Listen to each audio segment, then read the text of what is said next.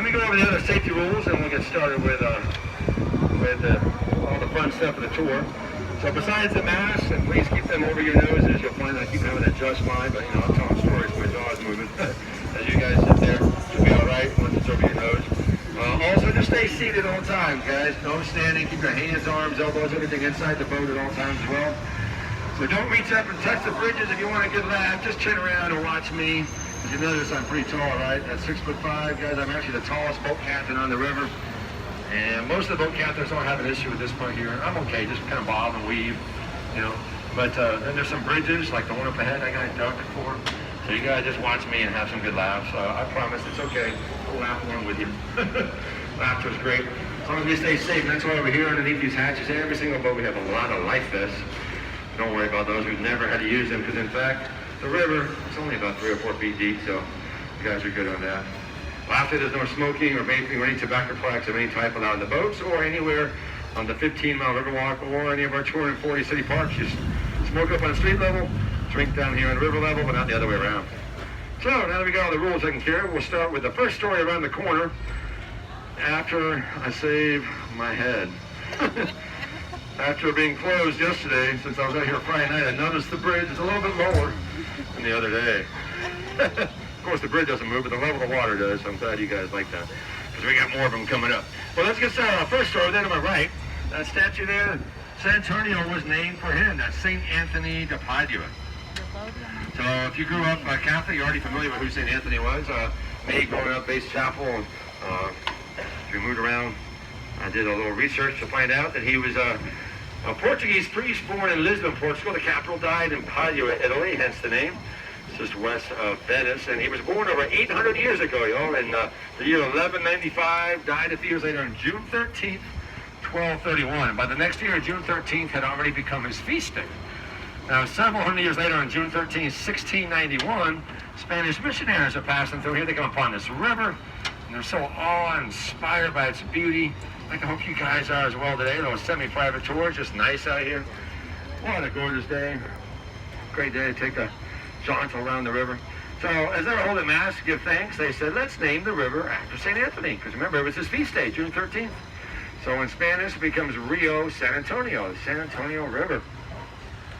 Now, the town itself didn't begin for another 27 years later, when on the 1st of May, 1718, Spanish missionaries come back over here to the river and to build the first of what became 5 Spanish colonial missions here. And we gave the new name of the river to the town, and then subsequently to the mission as well, which we call Mission San Antonio de Valero. You guys know it as the Alamo. So think about that when you gas up before you head out of town and go back home. If you gas up the local Valero station, you might remember the Alamo a little bit differently, and your time here in the boat with all of us.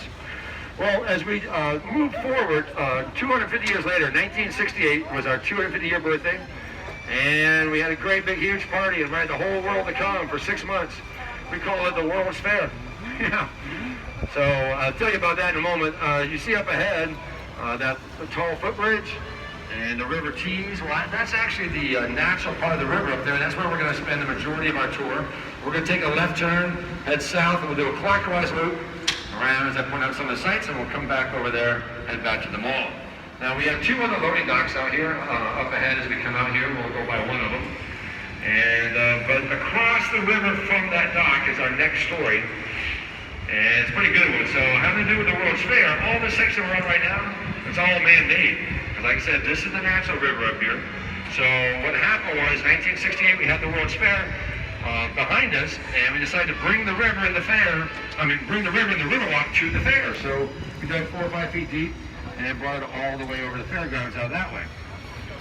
We also built this beautiful hotel that's right in front. If you look up high, you see the name there where I'm pointing, the Hilton Paseo del Rio, the palace on the river. And this is our really incredible story of how that hotel came to be for the fair. Since we were doing it for the fair, of course, we wanted to have it ready, needed to have it ready, really in time for opening day of the fair. So time was really of the essence. And we wound up building this hotel so quickly, guys, that it is now in Guinness World Records as the fastest hotel of its size ever built. So as you look at it, you see it's 21 floors, 500 room, almost 500 room, I mean to say, and it was built in just 202 days. It's less than 7 months. Now, the most amazing part of the story is how we built it, and this boat over here to my right is about to begin their tour, so we don't want to ruin the story for them. So we get a little bit further forward, tell you more. You can see it gets very windy over here at this dock. So what happened was, not just that we built it quickly, but like I said, the way we did it was absolutely amazing. Once again, we didn't have much time. Before we got started, we did some calculations and discovered it would just take too long to build it using conventional building techniques. So we came up with a radical plan, never been done before, to basically build it from the outside in. So you look at these first 4 floors, and you'll see that they look very different from